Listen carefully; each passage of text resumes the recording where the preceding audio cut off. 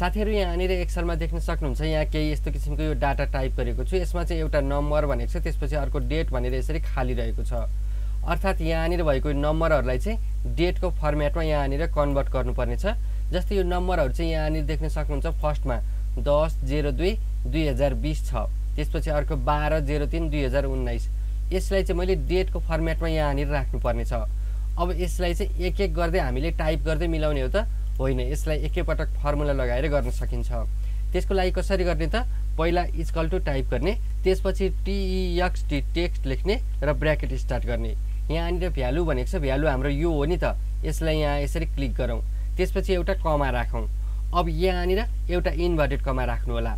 अब त्यसपछि यहाँनिर अहिले हामीले फर्स्टमा यहाँनिर दुईवटा डिजिट राख्नुपर्ने छ यहाँनिर यो गतेको लागि त्यसैले यहाँनिर 00 गरौँ त्यसपछि यहाँनिर एउटा चाहिँ यो उल्टो स्ल्याश र अर्को चाहिँ यो सुल्टो स्ल्याश यसरी टाइप गर्नु होला त्यसपछि फेरि दुईवटा 0 यहाँनिर फर्स्टमा गते महिना र त्यसपछि अब हामीलाई के चाहिने छ त यो साल चाहिने छ त्यसैले फेरि यहाँनिर एउटा यो उल्टो त्यसपछि यो अर्को सुल्टो स्ल्याश यसरी टाइप गर्नुहोस् अब त्यसपछि